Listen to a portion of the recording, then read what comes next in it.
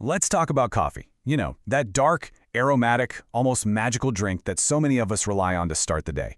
We think it's just a simple part of our routine, but what if I told you there's a much deeper story in that cup? A story that literally changed the course of human history, sparked revolutions, and has a hidden impact on our very soul. We're going to peel back the layers and get to the hidden truth of coffee. Seriously, what if that brew is more than just caffeine? What if it's a key that can unlock different states of consciousness, an energetic tool that's been misunderstood for centuries? What you're about to hear might completely change how you look at that morning ritual, forever. So to really understand coffee's power, we have to go back, way back.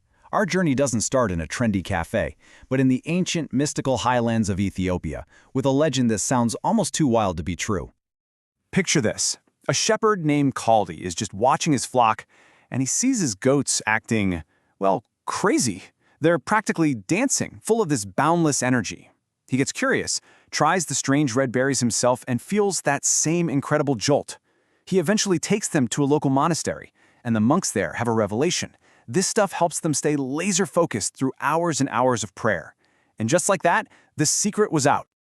And man, did it spread fast. From those hills in Ethiopia, it traveled across the Red Sea to Yemen, where Sufi mystics used it as a spiritual tool to reach higher states of consciousness during their rituals. But then, as it moved into the huge Ottoman Empire, things got complicated. Rulers got nervous because coffee houses were becoming places where people debated politics and shared new ideas. It was seen as a threat, a catalyst for rebellion, and they even tried to ban it multiple times. The controversy didn't stop there. When coffee finally reached Europe in the 17th century, it was met with total suspicion. I mean, think about it. This dark, bitter, stimulating drink from a foreign, infidel land? Some clerics were horrified, calling it a satanic invention. It actually took Pope Clement VIII to try it himself, declare it was delicious, and jokingly say it should be baptized to make it acceptable. And this right here, this is a massive turning point for society. Before coffee, the main place to socialize was the tavern. The fuel was alcohol, which, let's be honest, dulls the senses. Coffee did the exact opposite. It sharpened the mind. All of a sudden, you have these public spaces popping up that are dedicated to clarity, to intellect, to hatching revolutionary ideas. These new coffee houses literally became the engine of the Enlightenment. In England, they were nicknamed penny universities because for the price of one cup of coffee, you could sit all day and listen to the greatest philosophers, scientists, and thinkers of the time debate and share their work. Coffee wasn't just a drink anymore. It was the fuel for modern civilization as we know it. Okay, so we've seen how coffee rocked the world stage, but what about its impact on our inner world, on our personal energy, our spirit? Let's zoom in now, from the grand scale of history to the very personal landscape of your own body. So, in countless ancient spiritual traditions, you find this concept of a vital life force. In India, it's called prana. In Chinese medicine, it's qi. It's that subtle, invisible energy that animates everything. It powers your heartbeat, your thoughts, your very existence. Now, here's the secret. Stimulants like coffee don't actually give you energy. They don't create it from nothing. What they do is interact with the prana you already have, and they basically hit the accelerator hard. And this is where we find coffee's double-edged sword. On one side, you get that incredible boost, the focus, the clarity, the drive. It's amazing. But that energy is borrowed. It's not free. You're basically taking out a high-interest loan on your body's natural energy reserves. And that loan creates an energy debt that you will eventually have to pay back, usually in the form of fatigue, anxiety, or total burnout. If we look at this through the lens of our energy centers, or chakras, coffee has a really specific effect. It supercharges the lower chakras, the ones tied to our physical world, survival, personal power, and ambition.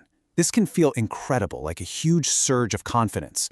But that intense, earthy stimulation can make it a lot harder to connect with the quieter, more subtle energy of the upper chakras, our intuition, our spiritual connection, our higher consciousness. So, all of this brings us to a really important question for you personally. Is coffee a tool that you use intentionally, or has it become a crutch, something you feel like you can't get through the day without? Figuring out that difference is the first step to taking back control of your own energy.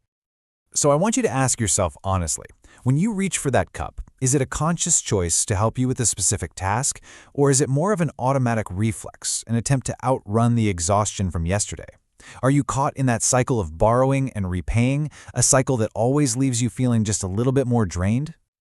This chart breaks down that experience pretty perfectly. Look, you get this huge chunk of dynamic energy and mental clarity. That's the good stuff. That's why we love it.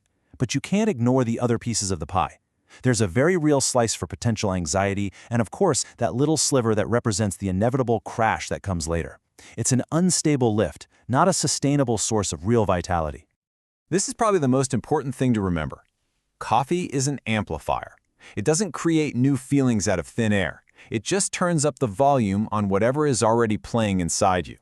So if you're feeling calm and centered, a cup of coffee can bring incredible focus. But if you're already feeling stressed or anxious, that exact same cup can crank those feelings up to an 11, leading to agitation and restlessness.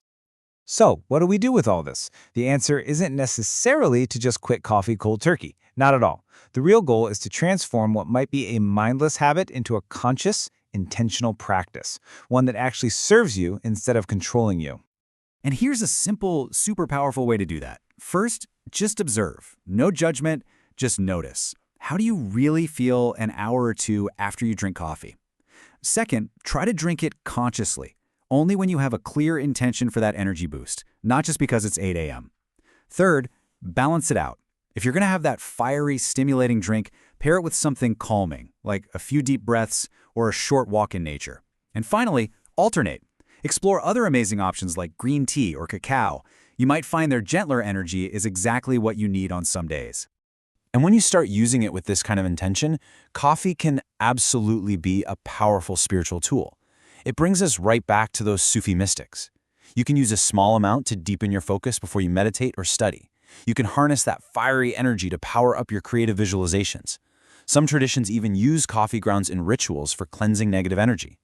It's all about the intention you bring to it. So the next time you hold a warm cup of coffee, just pause for a second. Remember its incredible journey. From a few dancing goats in Ethiopia to the minds of revolutionaries who changed the world. Feel its potent energy and its effect on your own body.